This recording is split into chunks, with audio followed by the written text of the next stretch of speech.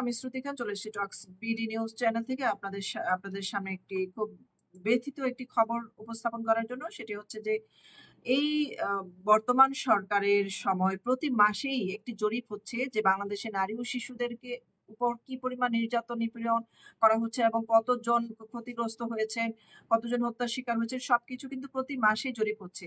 এই যে এখন মে মাস, গত এপ্রিল মাসের যে জরিপটি, সেই জরিপটি তুলে নিয়ে আসছে মহিলা পরিষদ। তাদের এই জরিপটি বাংলাদেশ আওয়ামী লীগ ক্লিক পেজে পোস্ট করা হয়েছে 2 ঘন্টা পূর্বে। সেখানে লেখা হয়েছে যে জুলাই হত্যাকারী ইউনূসের আমল, নারী ও শিশু ধর্ষণের সূচক আকাশচুম্বী, ধর্ষণ দমনে সরকারের নেই কার্যকরী পদক্ষেপ।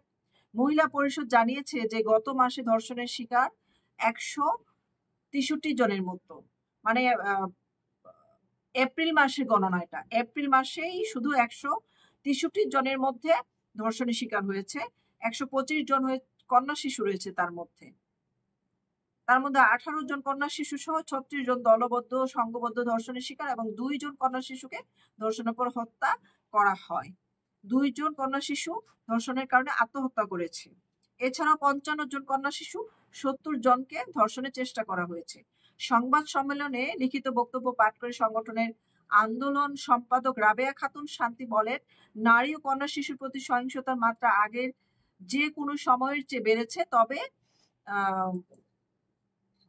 এই সরকার কোনো কার্যকরী পদক্ষেপ নেয়নি এবং নেওয়া হচ্ছে না। আপনারা কি আজ পর্যন্ত শুনেছেন ডক্টর ইউনূসের কোনো প্রেস ব্রিফিং এ কোনো জায়গায় কোথাও বলেছে যে বাংলাদেশে নারীদের উপর নির্যাতন হচ্ছে, শিশুদের উপর নির্যাতন হচ্ছে, এই ধরনের নির্যাতন বন্ধ করতে হবে? কারণ তার তো কোনো মা বোন নেই, তার স্ত্রী নেই, তার কন্যা সন্তান নেই, সবাই তো বিদেশে থাকে, মেয়েরা বিদেশে থাকে, তো তার তো এই দেশে কেউ নাই। তার একটা বউ আছে বুড়া, অসুস্থ, সে বলেছে তাকে ছাড়া কেউ কাউকে চিনে না। ওই মহিলাকে তো কেউ কিছু করতে যাবে না, তার মেয়েদেরকেও কেউ খুঁজে পাবে না। তাহলে বাংলাদেশের মা বোনদেরকে যদি নির্যাতন করা হয়, মাটির নিচে জ্যান্ত পুঁতে ফেলা হয়, তার তো কিছু আসে যায় না। তো সে কি কার্যকরী পদক্ষেপ নেবে? সে কি বাংলাদেশের মা বোনদের ইজ্জত রক্ষা করতে দায়িত্ব নিতে আসছে? সে কি বাংলাদেশের মানুষের দায়িত্ব নিতে আসছে? সে কি বাংলাদেশের মানুষের ভাগ্য উন্নয়ন করতে আসছে? সে কি বাংলাদেশের মানুষের ভবিষ্যৎ পরিবর্তন করতে আসছে? সে পরিবর্তন করতে আসছে বাংলাদেশের অর্থনৈতিক অবস্থানকে, যে অর্থনৈতিক শূন্যের কোঠায় নিয়ে যাওয়া হচ্ছে এবং 3 শূন্যের যে পৃথিবী করবে, সেই 3 শূন্য আমাদের এই বাংলাদেশেই গড়া হবে। বাংলাদেশকে তলাবিহীন ঝুড়ি করে তারপর সেই দেশ থেকে বিদায় নিবে, এই হচ্ছে তার পরিকল্পনা। তো সেই পরিকল্পনার মধ্যে তো নারী ও শিশুদের নিরাপত্তা নিয়ে কোনো চিন্তা নেই। তার নারী অধিকার পরিষদ গঠন করছে, তারা নারী অধিকার চেয়েছে, সেটা নিয়েও বাংলাদেশের ইসলামী গোষ্ঠী আজকে দর্শন নিয়ে, শিশু হত্যা নিয়ে কথা বলে না।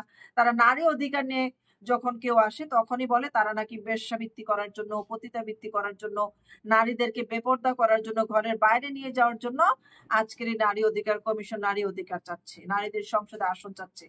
তার মানে অতীতে যে অধিকার ছিল সেটাও তারা হরণ করে ফেলেছে মনে মনে, এবং বর্তমানে যে অধিকার নিয়ে কথা বলা হচ্ছে যে আমরা যে এগিয়ে যাব, সেটাও তারা হরণ করতে চাচ্ছে। এবং সেটাও যদি হরণ করতে পারে, সফল হয়, তাহলে পিছনে অতীতের যে অধিকারগুলো আমরা ভোগ করতাম বা করেছি, সেই সব কিছু তাদের নিয়ন্ত্রণে চলে যাবে। এবং এই যে তারা রেকর্ড ভেঙে ফেলেছে, অতীতের সব রেকর্ড ভেঙে ফেলেছে এই 9 মাসে, ধর্ষণ করে, খুন করে, বিভিন্ন যে অপকর্মগুলো তাদের দেখতে পাচ্ছি, এগুলো সবকিছু করে তারা কিন্তু রেকর্ড ভেঙে ফেলেছে। এবং তারা শরিয়া আইন জারি করতে চায়, কারণ শরিয়া আইনে আরাম করে ধর্ষণ করা যায়, কোনো প্রকার প্রমাণ ছাড়া কাউকে, মানে 4টি সাক্ষী ছাড়া কাউকে ধর্ষক বলা যাবে না।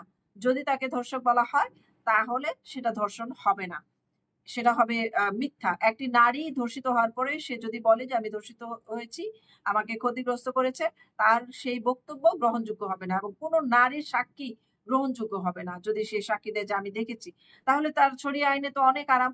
তো শরিয়া আইন কেন চাইবে না? শরিয়া আইনে আপনারা প্রেম করে যদি একসাথে, বৈধ মানে বিয়ে হোক বা বিয়ে ছাড়া, বিয়ে হলে তো হলোই, বিয়ে ছাড়া যদি আপনারা প্রাপ্তবয়স্ক হওয়ার পরে ইচ্ছাকৃতভাবে একজন নারী একজন পুরুষ একসাথে মিলিত হয়, তাহলে সেটা তাদের কাছে ব্যভিচার হবে। বা পরকীয়াকে তারা সেভাবে ব্যভিচার হিসাবে দেখে না, কারণ তারা নিজেরাই পরকীয়ায় লিপ্ত। তো ওই প্রেম ভালোবাসাটাকেই তারা ভালোবেসে যারা একসাথে মিলিত হয় বা ইন্টিমেসি করে, সেটাকে তারা ব্যভিচার বলবে।